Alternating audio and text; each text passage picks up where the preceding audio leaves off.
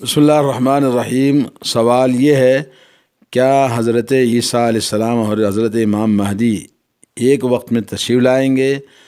کیا حضرت عیسیٰ علیہ السلام امام مہدی کی اقتداء کریں گے؟ اگر کریں گے تو کس حیثیت سے؟ جواب مطلوب ہے۔ اس کا جواب یہ ہے کہ حضرت عیسیٰ اور حضرت مہدی ایک ہی وقت میں تشریف نہیں لائیں گے، بلکہ حضرت مہدی کا ظہور پہلے ہوگا، پھر ان کی زندگی میں حضرت عیسیٰ علیہ السلام آسمان سے نازل ہوں گے، پھر ان دونوں کی موجودگی میں دجال کا خروج ہوگا۔ واقعات کی ترتیب کچھ اس طرح ہے کہ جب اس عالم رنگ و بو میں ظلم و ستم اور شرک و کفر حد سے بڑھ جائے گا تو اللہ تبارک و تعالی حضرت امام مہدی کو ظاہر فرمائیں گے اور وہ اس زمین پر اپنے دور حکومت میں عدل و انصاف قائم کریں گے، جس کے بدولت زمین اپنے خیر و برکات اگل دے گی۔ اور متعدد احادیث کے مطابق حضرت مہدی رضی اللہ حضرت امام مہدی کی خصوصیات حسب ذیل بیان کی گئی ہیں۔ ان کا نام محمد ابن عبداللہ اور وہ حضرت فاطمہ رضی اللہ تعالی عنہا کی اولاد سے قریشی خاندان سے ہوں گے۔ مستدرک حاکم، مسند احمد۔ نمبر 2 یہ کہ وہ 7 یا 9 سال تک حکومت کریں گے اور ان کے دور اقتدار میں مال و دولت کی فراوانی ہوگی۔ مستدرک حاکم۔ نمبر 3 یہ کہ اللہ تعالیٰ ایک ہی رات میں ان کی اصلاح فرمائیں گے اور ان میں حکمرانی کی صلاحیت پیدا فرمائیں گے۔ سنن ابن ماجہ۔ نمبر 4 لوگوں کی اذیتوں سے بچانے کے لیے وہ بیت اللہ میں پناہ لیں گے۔ صحیح مسلم۔ نمبر 5 بیت اللہ کے اندر حجر اسود اور مقام ابراہیم کے درمیان ان کی بیعت کی جائے گی، ان کے اوپر بیعت کی جائے گی اور ان کا اعلان ہوگا۔ مسند امام احمد۔ نمبر 6 ان سے لڑنے کے لیے ایک لشکر آئے گا جسے مدینے کے آگے میدان بیدا میں خسف کر دیا جائے گا، یعنی دھسا دیا جائے گا۔ صحیح بخاری۔ اور نمبر 7 ہے کہ ان دونوں مسلمان اور عیسائی صلح کر لیں گے، پھر عیسائی غداری کر کے انہیں ختم کرنے کی تیاری کریں گے۔ مسند احمد۔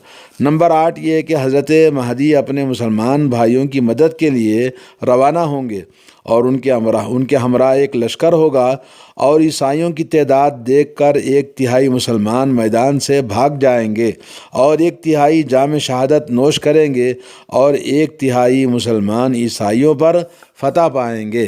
نمبر 9 اسی اثنا میں خروج دجال کی جھوٹی خبر پھیل جائے گی کہ حضرت مہدی حقیقت حال معلوم کرنے کے لیے 10 شاہ سواروں کا دستہ روانہ کریں گے۔ صحیح مسلم کی حدیث ہے۔ اور نمبر 10 یہ ہے کہ آخر کار دجال کی آمد ہوگی اور حضرت امام مہدی اس کا مقابلہ کرنے کے لیے اپنے ساتھیوں کو لے کر بیت المقدس روانہ ہوں گے۔ پھر صبح کی نماز کے وقت حضرت عیسیٰ علیہ السلام کا نزول ہوگا اور حضرت عیسیٰ امام مہدی کی اقتداء میں نماز ادا کریں گے۔ صحیحین میں یہ حدیث موجود ہے۔ تو یہ کچھ صفات تھے جو امام مہدی کے بارے میں بیان میں ہمیں کتابوں میں ملتے ہیں، اور حضرت عیسیٰ علیہ السلام کے نزول کے تعلق سے جو احادیث کے اندر آیا ہے کہ حضرت عیسیٰ علیہ السلام کو زندہ آسمانوں پر اٹھا لیا گیا تھا اور قرب قیامت ان کا نزول ہوگا، جیسا کہ قرآن کے اشارے سے ملتا ہے۔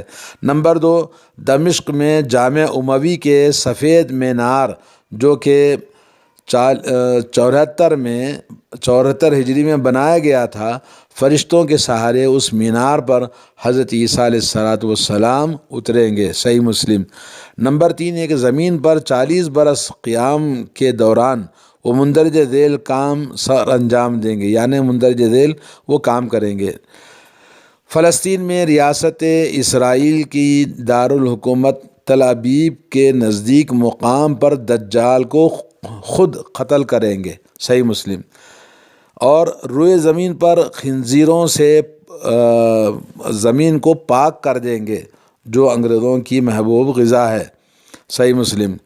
اسلام پر لوگوں سے جنگ کریں گے، صلیب کو پاش کر کے توڑ پھوڑ دیں گے اور یہ جزیہ بھی ختم کر دیں گے۔ مسند احمد کی حدیث ہے۔ اور یاجوج و ماجوج کی اقوام بھی ان کی دعاؤں سے انجام کو پہنچ جائے گی، جو اسی وقت میں ظہور ہوگا۔ نمبر 4 یہ کہ ان کی دور اقتدار میں خوب باران رحمت ہوگی، جس کی وجہ سے زمین اپنے خزانوں کو اہل ایمان کے لیے اگل دے گی۔ سنن ابی داود۔ نمبر 5، اللہ تعالیٰ ان کے زمانے میں اسلام کے سوائے تمام ملتوں کو مٹا دے گا، مسند امام احمد۔ نمبر 6، 40 سال قیام کرنے کے بعد ان کا انتقال ہوگا اور مسلمان ان کی نماز جنازہ ادا کریں گے، سنن ابو داود کتاب الملاحم۔ نمبر 7، رسول کریم صلی اللہ علیہ وسلم نے اس لشکر کو جہنم سے آزادی کی بشارت دی ہے جو حضرت عیسیٰ ابن مریم علیہ السلام کے ساتھ ہوگا اور اسلام کی سربلندی کے لیے جہاد کرے گا، سنن نسائی۔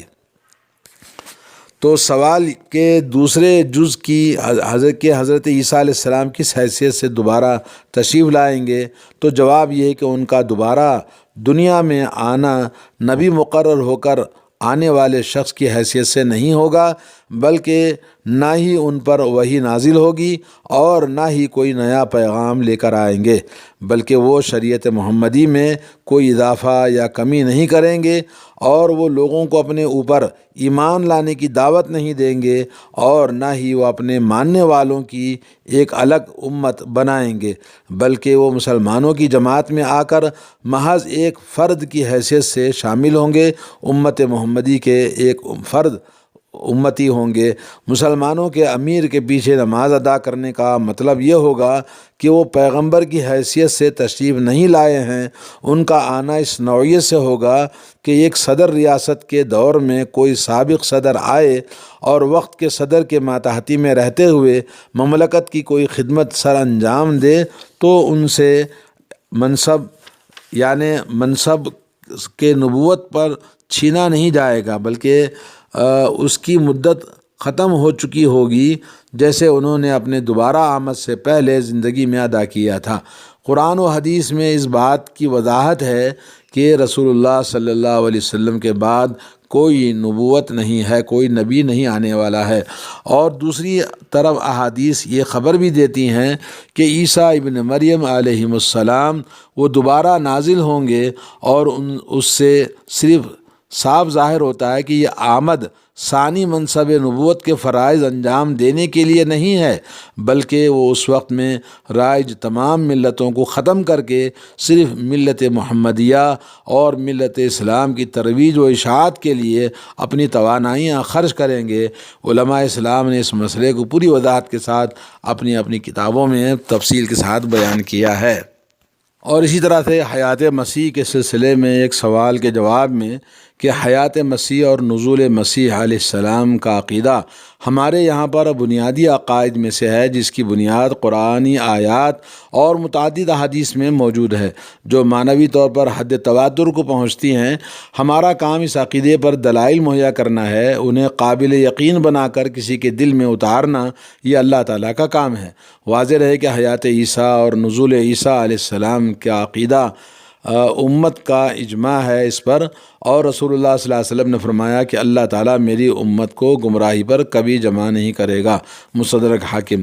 اللہ تعالیٰ نے رفع عیسیٰ علیہ السلام کو اٹھا لیا اور نزول عیسیٰ علیہ السلام کو قرآن کریم میں اس بائیں الفاظ بیان کیا، اور یہود یہ کہنے کی وجہ سے کہ ہم نے اللہ کے رسول مسیح علیہ السلام عیسیٰ بن مریم کو قتل کر ڈالا ہے، حالانکہ انہوں نے اسے قتل نہیں کیا اور نہ سولی پر چڑھایا، بلکہ یہ معاملہ ان کے لیے مشتبہ ہو گیا، اور یقیناً جن لوگوں نے اس معاملے میں اختلاف کیا وہ خود بھی شک میں مبتلا ہیں، انہیں حقیقت کا کچھ علم نہیں ہے، وہ محض ظن کی اتباع کرتے ہیں، اور یقیناً وہ انہیں قتل نہیں کر سکے تھے، وہ قتل نہیں ہوئے ہیں، بلکہ اللہ تعالیٰ نے انہیں اپنی طرف اٹھا لیا تھا، اور اللہ تبارک و تعالیٰ زور آور اور حکمت والا ہے، اور تمام اہل کتاب ابن مریم کی موت سے پہلے ضرور اس پر ایمان لائیں گے، اور قیامت کے دن اللہ تعالیٰ ابن مریم ان کے خلاف گواہی دیں گے، اللہ تعالیٰ کے پاس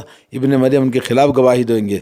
قرآنی آیات سورہ نساء آیت نمبر 157 سے 159۔ ان آیات میں صراحت ہے کہ اللہ تعالیٰ نے حضرت عیسیٰ علیہ السلام کو اپنی طرف اٹھا لیا ہے، اور قیامت کے نزدیک جب آپ نزول فرمائیں گے تو آپ کی شان و شوکت کو دیکھ کر یہود کو بھی اعتراف کرنا پڑے گا کہ حضرت عیسیٰ علیہ السلام واقعی اللہ کے رسول تھے، اور انہوں نے ولد الحرام ہونے کا جو الزام لگایا تھا وہ غلط تھا۔ نیز ان کا یہ گمان کہ ہم نے عیسیٰ علیہ السلام کو مار ڈالا ہے غلط ثابت ہو جائے گا۔ حضرت عیسیٰ علیہ السلام کی حیات اور عیسیٰ علیہ السلام کا نزول کا عقیدہ متعدد احادیث سے ثابت ہے۔ چنانچہ رسول اللہ صلی اللہ علیہ وسلم نے فرمایا، اس ذات کی قسم جس کے ہاتھوں میں میری جان ہے، ان قریب تم میں سے ابن مریم عادل حکمراں کی حیثیت سے نازل ہوں گے۔ وہ صلیب توڑ ڈالیں گے، خنزیر کو ہلاک کر دیں گے، جزیہ اٹھا دیں گے۔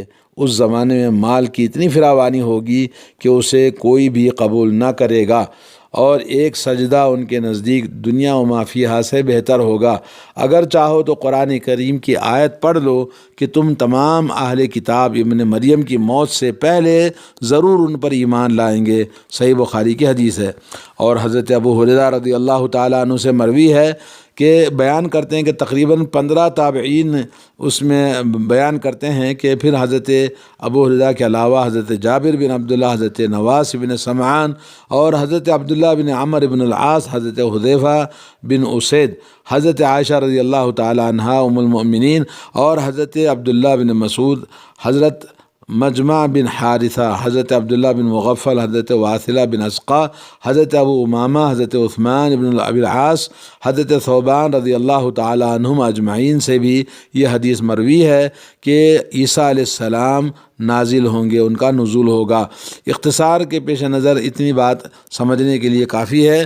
اللہ تبارک و تعالی ہمیں صحیح ایمان عطا فرمائے، اور ہر قسم کے شرک اور بدعات اور خرافات اور ہمارے بدعقیدگی سے اللہ ہماری حفاظت فرمائے۔ وصلی اللہ علی نبینا محمد وعلی آلہ وصحبہ اجمعین۔